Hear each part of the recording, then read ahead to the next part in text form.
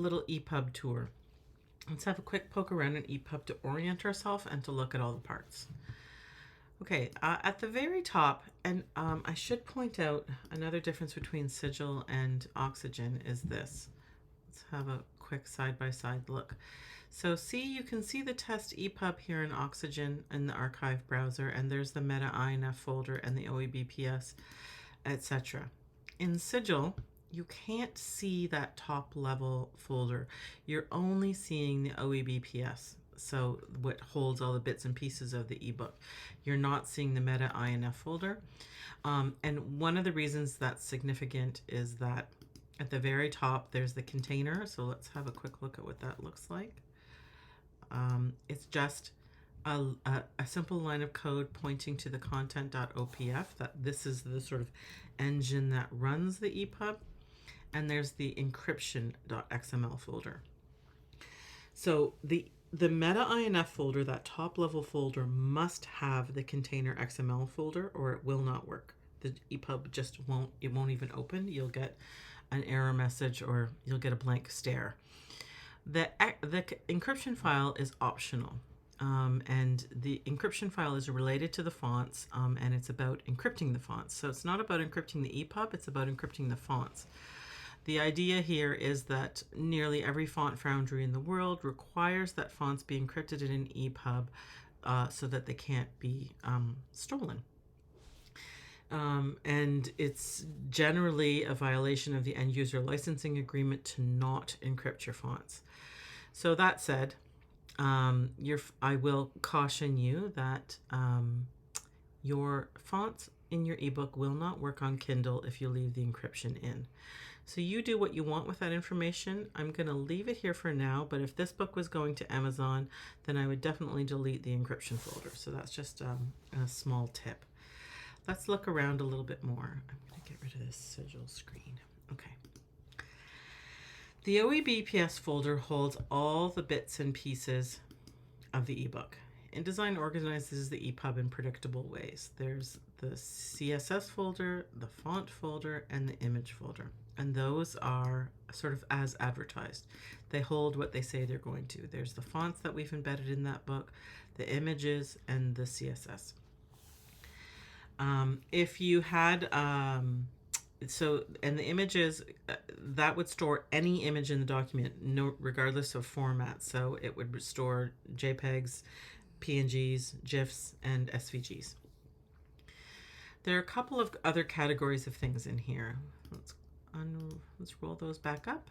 There's the content.opf, the HTML file. So those are these files here. And then these two pieces at the bottom are the navigation documents, the toc.ncx and the toc.xhtml.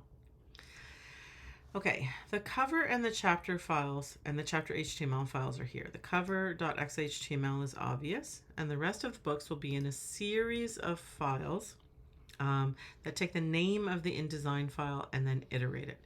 InDesign is a bit flat-footed about this. It just names things with the name of the file and then adds a number as things go on. The nice thing about this is you always know which order things go in. The not so nice thing about it is you're always clicking and saying, is this chapter 2? Is this chapter 3? It's not obvious what's inside there. The navigation files are the toc.ncx and the toc.xhtml. We don't need the NCX file anymore in order for your ebook to validate, but I always leave it in because there are still the odd EPUB reading system in the world that are EPUB 2 driven and therefore that need an NCX navigation to fall back on. So I leave it in there, but I pay no attention to it and I don't clean it up because I resent it. There you go. A little insight into how mean I am about EPUB. The toc.xhtml is the main navigation document in addition to being the source of the landmarks, the page list, and any other navigational lists like lists of illustrations. I will spend a lot more time on the toc.xhtml file in the future. There, that's what that looks like. For now, let's focus on the content.opf file. This is a really important piece of the EPUB puzzle. So this is an EPUB that's this is an EPUB that has been fixed up just a little bit because there's accessibility metadata in there. There's a lot of code-ish things going on here that you don't necessarily need to know all the details about, but let's talk about what's happening here. There's 3 elements. There's the metadata, so that's from lines 3 to 39. There is the manifest from lines 40 to 62. And then there's these 2 other things at the bottom, the spine and the guide. So let's go through this a little bit. Roll back up to the top. The line at the very top is just there, never needs to be edited. So this line number 1, just leave it, never touch it. Line 2 is the package element. And it has some things of serious interest in here. So this right here, this piece, version equals 3.0. That means that this is an EPUB 3. If this said version 2.0, then you would be looking at an EPUB 2, and the OPF would be a little bit different. EPUB 2, so let's change that to 2 and then watch what happens. I get some validation errors because there are things going on here that are EPUB 3 specific, not EPUB 2, so it's telling me that there's something wonky happening. Okay, the main thing to know about this line, this very top line, is that straight out of InDesign, it's missing a language declaration, and it must have some kind of language declaration. So in general, it has to have something like this line in it. So let me go over here and plop that in. Language XML :lang equals quote mark en quote mark. So there has to be some sort of language on that line that InDesign doesn't do. I hope that will get fixed at some time soon, but the main thing to know about this line is that it's missing that language declaration, which the ebook will need to pass an accessibility checker like Ace by Daisy. Okay. This is the line 3 is the opening of the metadata. This is just points to where those metadata elements get defined. Line 4 points to the cover. If this was an EPUB straight out of InDesign, it would have a line saying meta name equals generator content equals Adobe InDesign 18.1 or similar. And this is a piece of code that InDesign inserts into every single EPUB that it exports. It's informational only, so you can delete that if you want to and nothing bad will happen. I always delete it just to annoy Adobe. I can't imagine they feel it, but I do it anyway because that's my little passive aggressive dig at them. So then line 4 is the cover declaration that indicates the cover location. So this piece of code ensures that your cover shows up properly on bookshelves and in thumbnails. Line 5 here, meta property equals iBooks : specified -fonts, and the value is true. This indicates that they're embedded fonts and asks iBooks, that is Apple Books, to please be polite and play nicely. The rest of the metadata fields are fairly straightforward. Title, author, publisher, rights declaration, etc.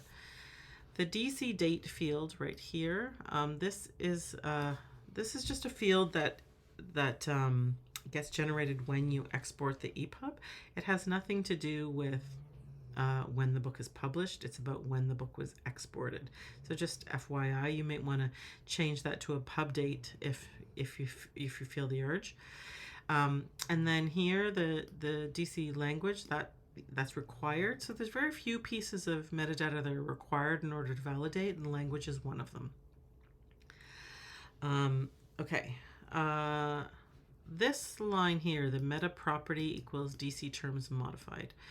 This is a piece of metadata that gets inserted by InDesign, but can be really useful. So it indicates when this book was last edited, and you don't need to update it as you work, but you may find that it's useful to do so because some reading systems display cached versions of content, and changing this line will force the reading system to see the ebook as brand new. And this is a handy trick for when you are conducting quality assurance. Okay, and then let's have a look at this line 13 here. This is also a funny one. In general, this would be the space for an ISBN. I don't have an ISBN for this book because it's just a test book. So what the heck is this long string here? This also came up on the EPUB export windows when we were getting this book out of InDesign, if you'll recall. This is a weird string, and it feels like, oh, this is just junk. I should just delete it. But I caution you never to delete it. It's tied to the font encryption, and if it's deleted, the fonts won't work at all. So when InDesign exports embedded fonts, it subsets those fonts. It creates a new version of the fonts that have just the glyphs that are present in the InDesign file in that content, and it makes new versions of them. And then it encrypts them using this piece of the puzzle here. So it's all tied to this long string here. If you delete it, they won't work. If you want to add an ISBN, a proper ISBN, you can do that. What I recommend you do is that you open an EPUB that you know works and has the correct metadata in it, and you copy and paste it in here. And then paste your ISBN over top of the one that exists. I'm a big fan of cribbing successful code that works elsewhere. And a quick note, let's have a quick look at this toc.ncx file. Please open. Okay, so the toc.ncx is just it's the EPUB 2 navigation. I'm not going to go into this a ton, but I do want to draw your attention to this right here. You'll see that this number is the same as the one in the content.opf. So it's tied together. So if you delete this line from the content.opf, not only will your fonts not work, but you'll get a validation error because of a disconnect between the toc.ncx and the content.opf. So it's just a quirky thing that it's good to be aware of. Let's go back to the manifest, to the content.opf, and look at the manifest now. So this is a really important part of the OPF. And just like a manifest on a ship, it lists every person on board. This manifest lists everything in the EPUB.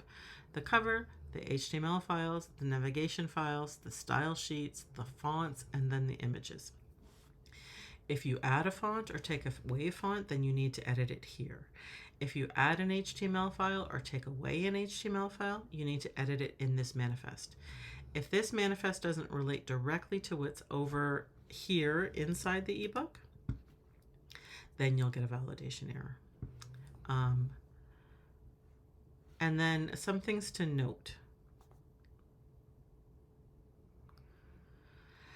Right down here, well, let me find it right here. These two lines point to the navigation documents. Let's just put a line space in here so we can see those a little bit more easily.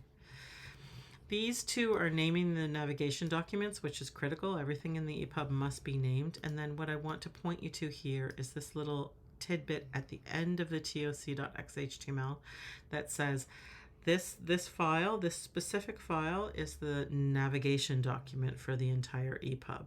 So this tiny piece of code right here means that the toc.xhtml will get tagged into the game as the navigation for the EPUB. Okay, let's go and look at the spine. Spine is down here, line 66 to line 72. The spine is a unique thing in EPUB markup. It just lists everything in the book. That just lists everything in the ebook and the order in which it appears. So everything is in order. Sometimes, every once in a while, you get a book out of InDesign where the threads were messed up and you get chapters out of order, in which case you can just move things in the spine like that, and then you'll get chapters in a different order. I don't want to do that because this file isn't out of order. And the default out of InDesign is to mark the cover as linear equals no. I often change that to yes. So because I want a book to open to the cover, or I want the cover to be visible inside of the ebook, with the caution that if you mark that as linear equals yes, you actually may get duplicate covers on Amazon. So just be aware of that. That's a final quirky thing. And then finally, the last piece down here is the guide. This points to, this is a kind of an EPUB 2 holdover, and it's mostly replaced by landmarks for most reading systems, except for Amazon, I believe. So this points to the cover and to the start of text. So it says the start of text is at formatted 1, I think, which is chapter 1. It just skips over the prelims, and that this is where the EPUB should open to. So that's a quick tour of the EPUB, and next we're going to get into what needs to be fixed out of InDesign and what works well